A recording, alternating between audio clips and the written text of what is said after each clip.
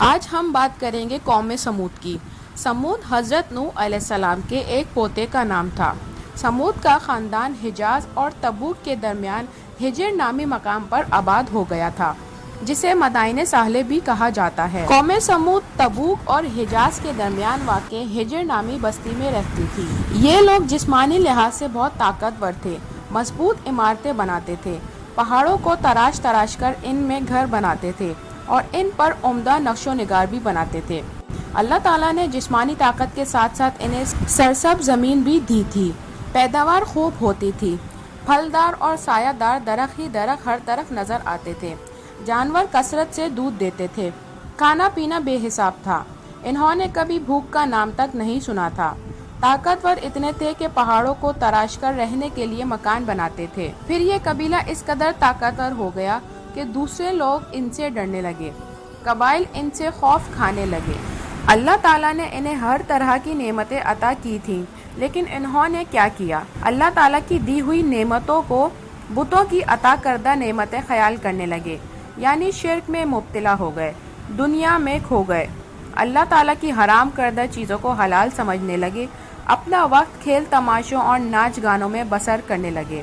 طاقتور کمزور پر ظلم کرنے لگا، مطلب یہ کہ بغیر وجہ کے زمین میں فساد مچانے لگے۔ انہوں نے اللہ تعالیٰ کی ناشکری کی، بتوں کی پوجا کی، ان کو نفع نقصان کا مالک سمجھنے لگے۔ یہ اللہ کا قانون ہے کہ جب اس کے بندے اس کو چھوڑ کر دوسروں کی عبادت کرنے لگے، زمین میں فساد مچانے لگے، تو ان پر دردناک عذاب نازل کرتا ہے۔ آخرت میں بھی انہیں سخت ترین عذاب دے گا، لیکن عذاب اس وقت تک نہیں بھیجتا جب تک کہ ان کی طرف اپنا کوئی نبی یا رسول نہ بھیج دے جو انہیں اللہ تعالیٰ کی طرف بلائے، بھلائی کا راستہ دکھائے۔ اللہ تعالیٰ فرماتا ہے، اور ہم اس وقت تک عذاب نہیں دیتے جب تک کہ ہم ان میں رسول نہ بھیج دیں۔ چنانچہ اللہ تعالیٰ نے انہی میں سے سیدنا صالح علیہ السلام کو نبوت عطا فرمائی۔ نبوت ملنے سے پہلے بھی سیدنا صالح علیہ السلام بہت نیک تھے، سچائی اور امانت کے اعتبار سے مشہور تھے۔ انہوں نے بتوں کی بھی کبھی عبادت نہیں کی تھی۔ نبوت ملنے پر آپ نے اپنی قوم کو ایک اللہ کی طرف بلایا۔ قرآن کریم میں ہے کہ صالح علیہ السلام نے کہا، اے میری قوم، اللہ ہی کی عبادت کرو، اللہ کے سوا تمہارا کوئی معبود نہیں۔ اسی نے تم کو زمین سے پیدا کیا اور اس میں آباد کیا۔ اس سے مغفرت مانگو اور اس کے آگے توبہ کرو، بے شک میرا رب نزدیک بھی ہے اور دعا کا قبول کرنے والا بھی۔ آپ کی قوم نے آپ کا یہ پیغام سنا، لیکن ان پر کوئی اثر نہ ہوا۔ وہ ایک ایسی قوم تھی جسے شرک نے اندھا کر رکھا تھا، شیطان نے انہیں گمراہ کر دیا تھا۔ سیدنا صالح علیہ السلام کی باتیں سن کر انہوں نے ایک دوسرے کی طرف دیکھا۔ یہ باتیں انہیں بہت عجیب لگیں۔ آخر وہ بولے، اے صالح، اس سے پہلے ہم تم سے کئی طرح کی امیدیں رکھتے تھے۔ کیا تم ہم کو ان چیزوں کی عبادت سے منع کرتے ہو جن کے ہمارے بزرگ عبادت کرتے آئے، اور جس بات کی طرف تم ہمیں بلاتے ہو اس میں ہمیں سخت شک ہے۔ حضرت صالح علیہ السلام نے اس کی بات سن کر نرم انداز میں کہا، اے میری قوم، بھلا دیکھو، اگر میں اپنے رب کی طرف سے کھلی دلیل پر ہوں اور اس نے مجھے اپنے ہاں سے رحمت عطا کی ہو، پھر اللہ کی نافرمانی کروں تو اس کے سامنے میری مدد کون کرے گا؟ حضرت صالح علیہ السلام نے انہیں ہر طرح سے سمجھایا، عقلی و نقلی دلائل کے ذریعے سے انہیں اللہ تعالیٰ کا تعارف کرایا، انہیں اللہ تعالیٰ کی نعمتوں کا شکر ادا کرنے کی ترغیب دلائی۔ قرآن مجید نے اس مضمون کو حضرت صالح علیہ السلام کی زبانی یوں بیان کیا ہے کہ اے میری قوم، اللہ ہی کی عبادت کرو، اس کے سوا تمہارا کوئی معبود نہیں۔ اسی نے تم کو زمین سے پیدا کیا ہے اور اسی میں آباد کیا ہے، سو اس سے مغفرت مانگو اور اس کے آگے توبہ کرو، بے شک میرا رب نزدیک بھی ہے اور دعا کا قبول کرنے والا بھی ہے۔ یہ تمام باتیں سن کر بھی ان کے دل ایمان سے دور رہے۔ انہوں نے حضرت صالح سے کہا کہ تم پر کسی نے جادو کر دیا ہے، غرض انہوں نے آپ کی دعوت کو ٹھکرا دیا اور کہنے لگے کہ بھلا ایک آدمی جو ہم ہی میں سے ہے، ہم اس کی پیروی کیوں کریں؟ یوں تو ہم گمراہی اور دیوانگی میں پڑ گئے۔ کیا ہم سب میں سے اسی پر وحی نازل ہوئی ہے؟ بلکہ وہ جھوٹا اور مغرور شخص ہے۔ ان کی ان باتوں کی باوجود حضرت صالح علیہ السلام صبر اور بردباری سے انہیں اللہ کی طرف بلاتے رہے، ان کی ہدایت کی تمنا کرتے رہے، لیکن سوائے چند کمزور اور غریب لوگ کے کوئی ان پر ایمان نہ لایا۔ جیسا کہ پہلے بتایا گیا کہ ان لوگوں نے آپ کو یہاں تک کہا تم جادو زدہ ہو۔ حضرت صالح علیہ السلام نے اپنا کام جاری رکھا۔ جب قوم نے دیکھا کہ یہ باز نہیں آ رہے تو انہوں نے آپ کو تبلیغ سے روک دینے کا ارادہ کر لیا۔ اس کے لیے انہوں نے ترکیب یہ سوچی کہ آپ کو جھوٹا ثابت کر دیا جائے۔ انہوں نے حضرت صالح علیہ السلام سے کہا، اگر تو سچا ہے تو کوئی نشانی لے آ۔ ان کا مطالبہ سن کر حضرت صالح علیہ السلام نے فرمایا، تم کس قسم کی نشانی چاہتے ہو؟ جواب میں انہوں نے کہا، ہم مشورہ کر کے تمہیں بتاتے ہیں۔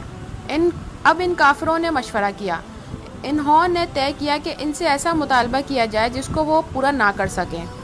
آخر میں ان سے بولے کہ اے صالح، کیا آپ کا رب ہر چیز پر قادر ہے؟ حضرت صالح علیہ السلام نے فرمایا، جی ہاں بے شک۔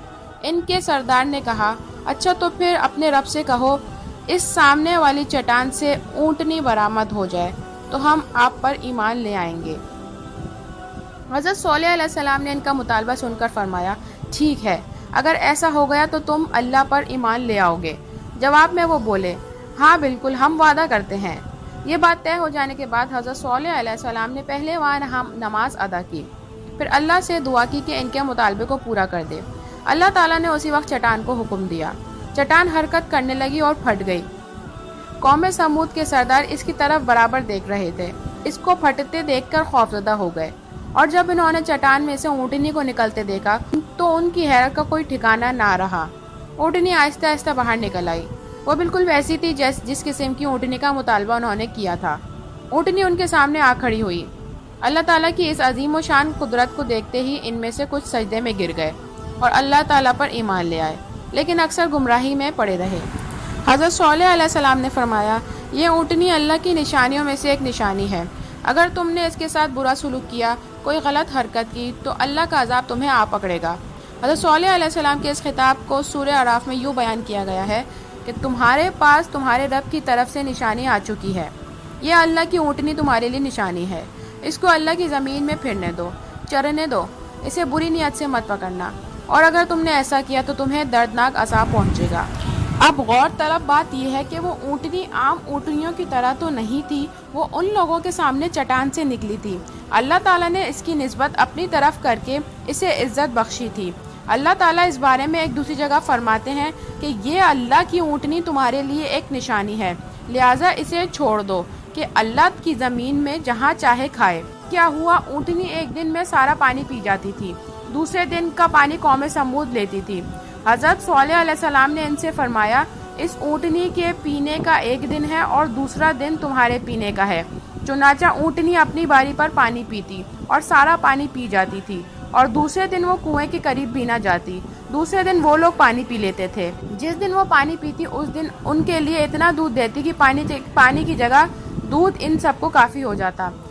سیدنا جابر ابن عبداللہ رضی اللہ تعالیٰ عنہ سے روایت ہے کہ رسول صلی اللہ علیہ وسلم جب مقام حجر سے گزرتے تو فرمایا، معجزات کا مطالبہ نہ کرو۔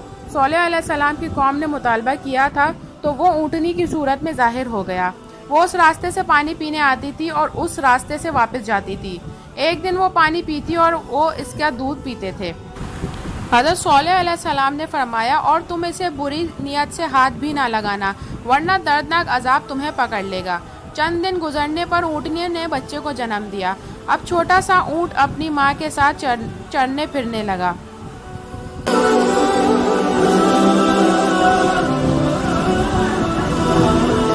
اسی طرح مقررہ دن وہ اپنی ماں کے ساتھ کنویں سے پانی پیتا۔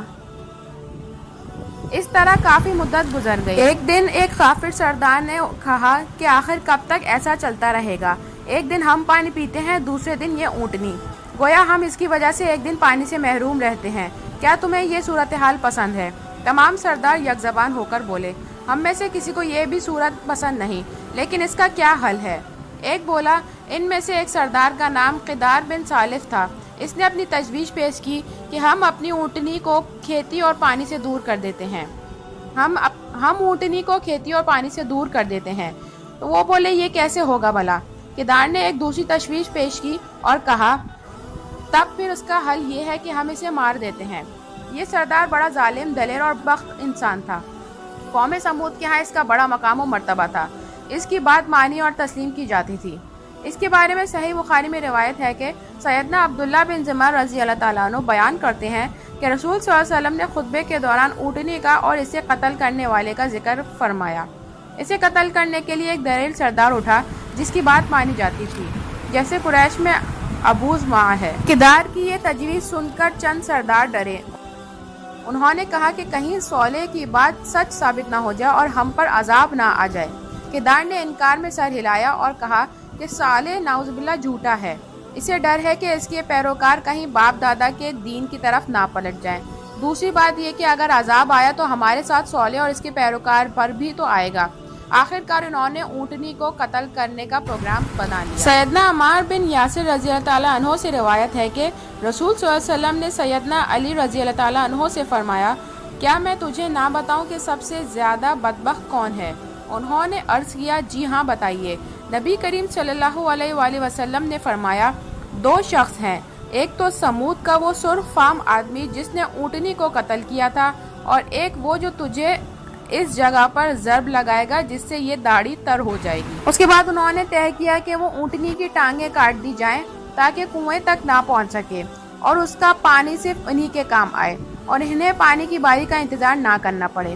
اس برے کام کے 9 سنگ دل لوگ آگے آ گئے۔ وہ 9 کے 9 اندھیرے میں نکلے، ہر ایک کے ہاتھ میں تلوار، تیر اور نیزے تھے۔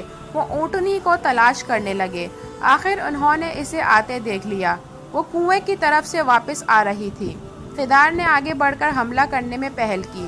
اس نے ایک تیر اونٹنی کی طرف پھینکا، وہ اس کے پاؤں پر لگا۔ تیر کھا کر اونٹنی زمین پر گر گئی۔ وہ زور سے بلبلائی۔ اس کا بچہ ماں کی بلبلاہٹ سن کر ڈر گیا۔ اب باقی لوگوں نے بھی تیر چلائے اور نیزے مارے۔ اس کے جسم سے خون نکلنے لگا، وہ تڑپی اور مر گئی۔ اس کا بچہ پہاڑ پر چڑھ گیا، وہ 3 بار بلند آواز میں بلبلایا۔ صالح علیہ السلام کو جب یہ واقعہ معلوم ہوا تو وہ بہت غمگین ہوئے۔ وہ اپنی قوم کی طرف گئے اور ان سے فرمایا کہ تم نے اونٹنی کو قتل کر دیا، کیا میں نے تمہیں اس کے قتل سے ڈرایا نہیں تھا؟ کیا میں نے تم سے یہ نہیں کہا تھا کہ اسے برے ارادے سے نہ پکڑنا؟